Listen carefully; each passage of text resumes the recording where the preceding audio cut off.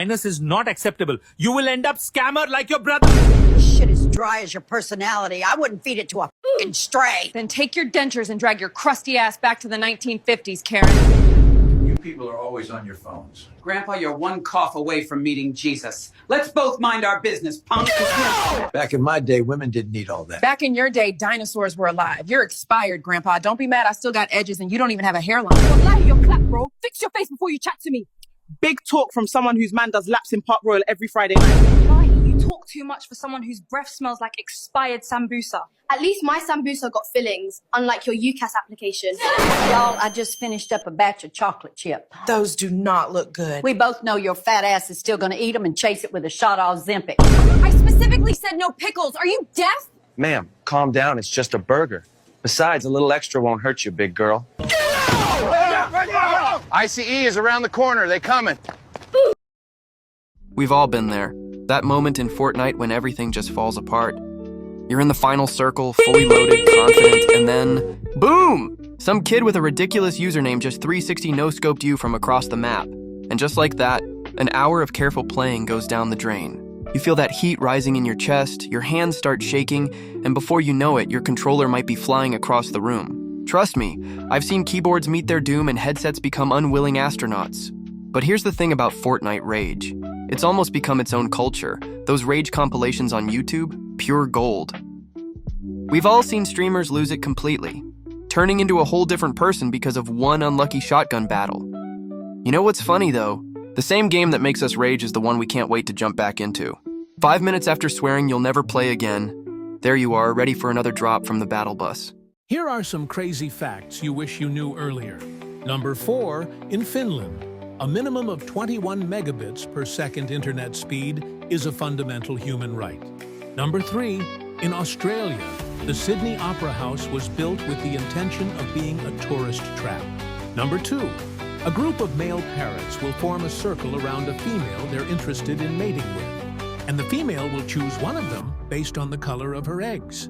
Number 1, there's a species of jellyfish that can revert to its earlier stage of development and become immortal. Number 6, the world's smallest mammal is the bumblebee bat, which weighs less than a dime. Number 5, the Great Wall of China is the only human-made structure visible from space. Number 8, a broken heart could be a legitimate cause of death. Next time, be careful.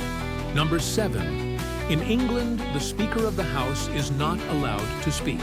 Number 10, a baby panda has to learn how to walk all over again after it falls off a tree. Number 9, giraffes can't breathe while they're standing up. They have to lie down first. Number 11, the Eiffel Tower was built as a temporary structure for the 1889 World's Fair.